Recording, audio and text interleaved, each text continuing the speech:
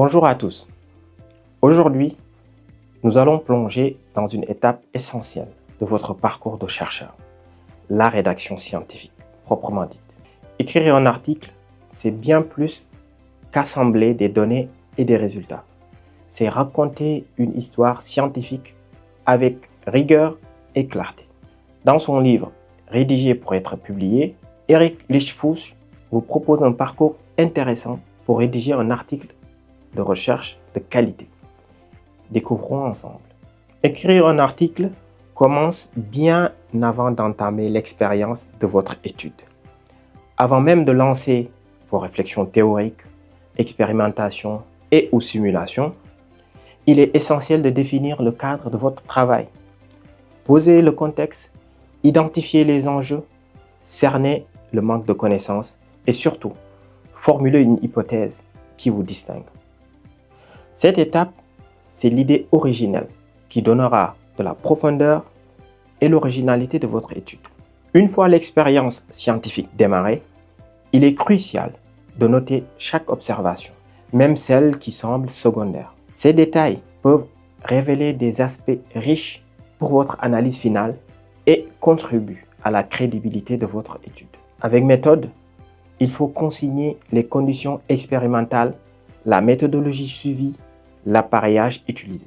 Une fois l'expérience achevée, le doctorant doit se concentrer sur un seul point fort, un résultat qui représente une avancée par rapport aux connaissances existantes. En s'appuyant sur ce résultat principal, il sélectionnera également des résultats d'appui pertinents pour renforcer ses conclusions. Il sera donc utile de veiller à bien spécifier comment les résultats sont déterminés et sont traités. Les résultats sont généralement présentés sous forme de graphes, de figures, de tableaux et sont ensuite analysés. Pour rendre ce point fort clair et percutant, le chercheur créera ensuite une figure visuelle qu'on appelle Graphical Abstract qui illustre parfaitement le message central de l'article. À cette étape, Lichtfusch propose un outil unique, le micro-article. Ce document d'une page aide le chercheur à structurer ses idées en résumant le point fort principal et les éléments dits de soutien. C'est un pont entre le cahier de laboratoire et l'article complet.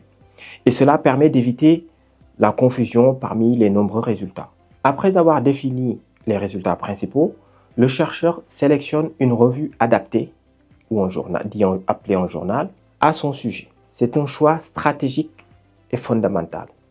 En lisant attentivement les thématiques de la revue et les instructions aux auteurs, il optimise ses chances de publication. Pour cela, il peut s'aider d'outils appelés Journal Finder ou identificateur de journaux.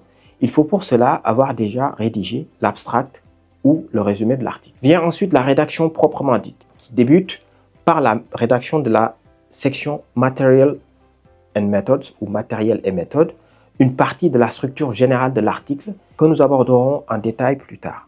Cette section se concentre sur les expériences, à savoir les réflexions théoriques, expérimentales et ou simulations. Les moyens utilisés ayant produit le résultat, puis une fois cette étape franchie, le doctorant rédigera généralement la section résultats et discussions, dont les conclusions partielles seront rassemblées à la fin de la section résumé et dans la section conclusion finale. Il rédigera ensuite une section introduction qui sera synthétisée au début du résumé. Il complétera alors les autres sections de l'article. La relecture est une étape très importante. Il est recommandé aux doctorants de relire l'article au moins 5 fois. Cela permet de clarifier chaque phrase, d'éliminer les ambiguïtés et de s'assurer que les informations scientifiques sont très bien comprises. Lors de la soumission, le doctorant accompagnera son article d'un message expliquant clairement les enjeux de l'étude et l'innovation du résultat majeur. Pour cela, il prend appui sur les connaissances existantes. Dans sa relecture et dans les étapes précédentes, il devra s'aider de l'équipe encadrante afin que, dès le départ, sa recherche puisse correspondre aux bonnes pratiques et bonnes orientations. En suivant ces étapes méthodiques, vous maximisez ainsi vos chances de publier un article scientifique de qualité. La rédaction est un exercice important pour tout chercheur et qui se perfectionne avec le temps. Il faut donc savoir que chaque article publié est une pierre ajoutée à l'édifice de votre carrière de chercheur. À vous de jouer.